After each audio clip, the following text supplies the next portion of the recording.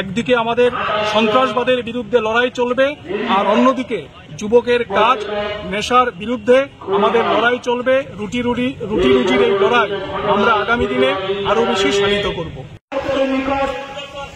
আমাদের যে পূর্ব নির্ধারিত ডিএম অফিস চলো অভিযান আমরা পরিণত করি।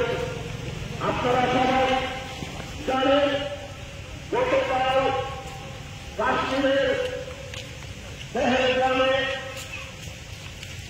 বিকেল আন্দোলনের স্বচ্ছতার ক্ষেত্রে সন্ত্রাসবাদীদের সহ 28 জন নিরীহ পর্যটকদের নির্মমভাবে আমরা ডিওয়াইএফআই এবং টিওয়াইএফ এর উদ্যোগে রাজ্যের 8টি জেলার ডিএম এর নিকট যুবকের কর্মসংস্থান, নেশার বিরুদ্ধে এবং রাজ্যে আইনের শাসন ফিরিয়ে আনতে এই দাবিতে ডিএম চলো অভিযান কর্মসূচি আমরা হাতে নিয়েছি।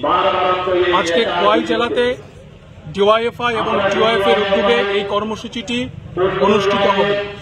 কিন্তু গতকাল বিকাল আনুমানিক 3টায় কাশ্মীরের পেহেলগাঁওয়ে যে ভয়াবহ সন্ত্রাসবাদীদের হানা সংঘটিত হয়েছে, যাতে 28 জন নিরীহ পর্যটক খুন হয়েছে, এই ঘটনায় আমরা বিস্মিত এবং যারা খুন হয়েছেন তাদের স্মৃতির প্রতি শ্রদ্ধা জানিয়ে আমরা ডিওয়াইএফআই এবং টিওয়াইএফ আজকে ডিএম চলো অভিযান এই কর্মসূচিটি আমরা শোক মিছিলে পরিণত করেছি।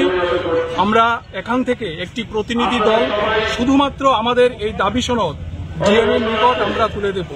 আমরা ডিওয়াইএফআই এবং টিওয়াইএফ মনে করি সন্ত্রাসবাদ তাদের কোনো জাত নেই, ধর্ম নেই, এরা মানবতার শত্রু, এরা সমাজের শত্রু।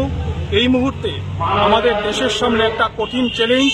আমরা দেশের ধর্মনিরপেক্ষতা, ঐক্য, অখণ্ডতা, সার্বভৌমত্ব রক্ষার জন্য সমস্ত অংশের মানুষকে সংকীর্ণ রাজনীতি ভুলে গিয়ে দেশকে এক রাখার জন্য আজকে রাস্তায় নামার আহ্বান আমরা জানাচ্ছি।